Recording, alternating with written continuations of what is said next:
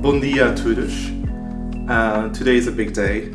It's the day I go to Pico, so I'm gonna take a ferry to go there, and I'm gonna try to climb the Pico mountain and take pictures from there. We'll see how it goes. I've heard it's quite tough.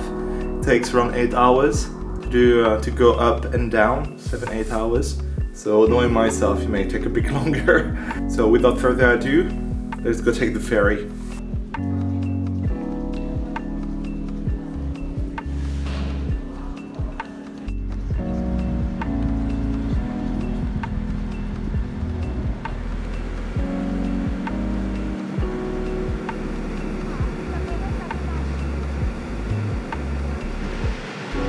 On the ferry, we're going to Pico.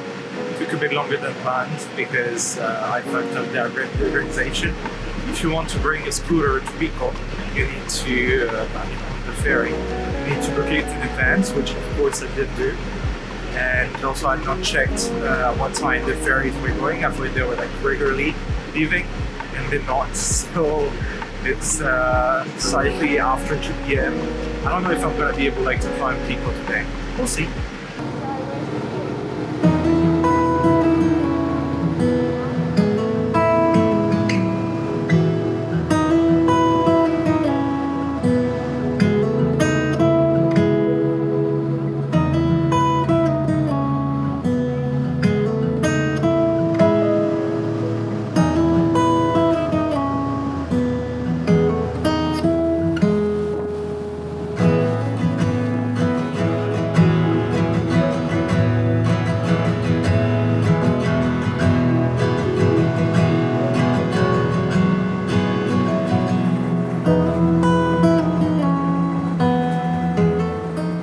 Okay, just arrived to Madalena in Pico, and now I'm gonna try to find a scooter, to rent a scooter, to go to our Casa da Montaña to start the trail for Pico.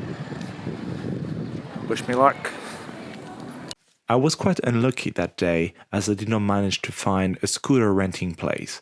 Most renting shops were only offering cars, which I did not really feel like getting for only an afternoon. It would not have made a difference anyways, because I would not have been able to climb Pico mountain that day. Indeed, the Casa da Montaña, who is in charge of managing the mountain, does not let people starting the hike after early afternoon. Instead, I decided to just visit Madalena and see what I could discover in the few hours I had in Pico. So Madalena itself is not the most interesting town in the Azores.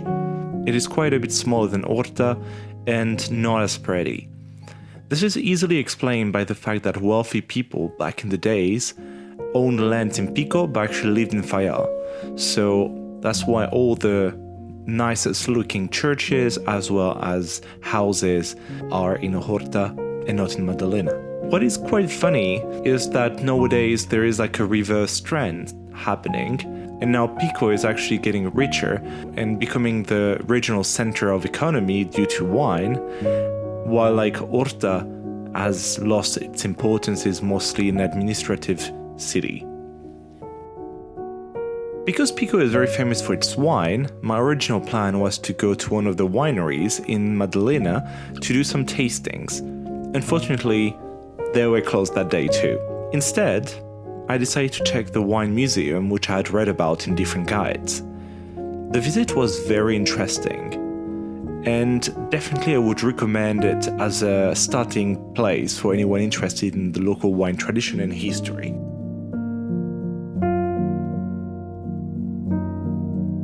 The museum is also quite beautiful. It used to be an old monastery and has been beautifully renovated. It also holds amazing dragon trees, which are supposed to be among the oldest in the Azores. Within the museum, you also find one of the most Instagram-friendly spots in Pico Island.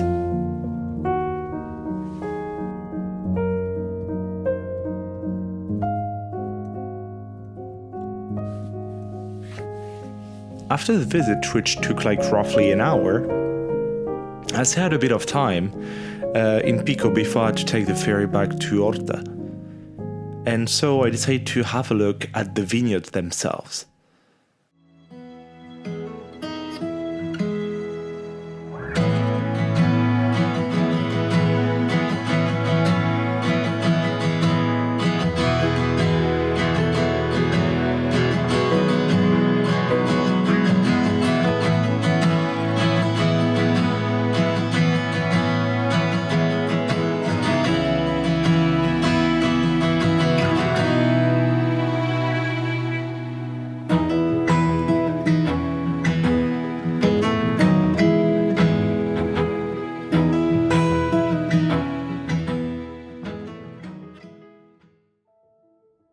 Visiting the old vineyard of Criaçao Velha was really the wow moment of that day.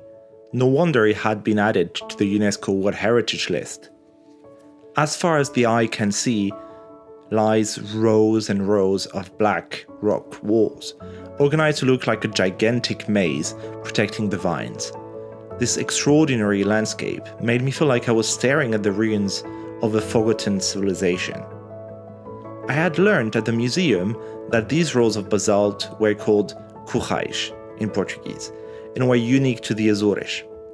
The land in Pico is really not a place where people should grow vines, or pretty much anything else.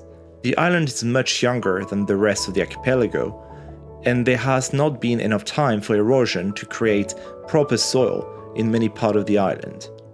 However, settlers of Pico had to make a living, and as such they chose several crops and planted, among others, vines in the cracks between rocks. And by some miracle, it worked, and the island started producing a very special wine. The pressure that the vines have to bear from a very difficult soil and the close by ocean makes the yield very low, but also grants incredible quality to the wine, as well as a very unique note of salt that characterizes Pico wine. The Currais is an ingenious way locals have found to stop the ocean breeze to kill the vines. They also act as a heat generator. As they are very dark, they store heat from the sun during the day and release it during the night, which helps the grapes to reach maturity. People I talked to told me that if you added up all the Currais one after another, you would be able to go around the equator twice. Criaçao Velha is particularly important for Pico wine, as it is the place where you can find the oldest vines on the island, many of which are more than 100 years old. It was also critical to the protection of local varieties after the phylloxera destroyed large part of the vineyard at the end of the 19th century.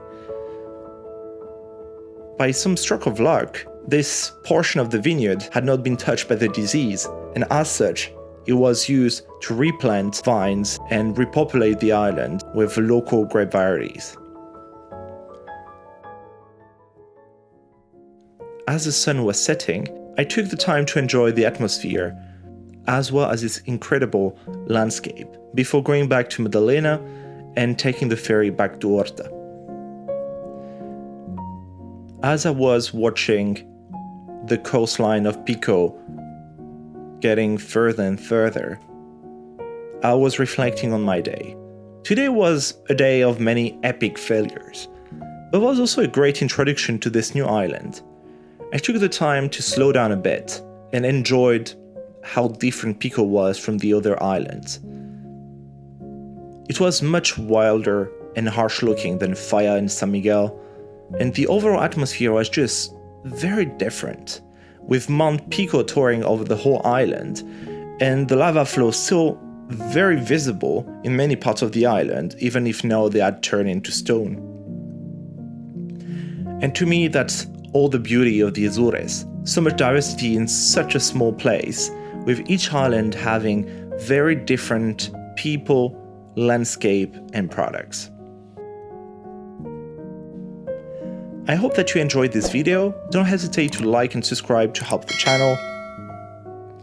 I have not posted a lot in the past few weeks because I was working on a new documentary that should come out very, very soon. So stay on tune for this.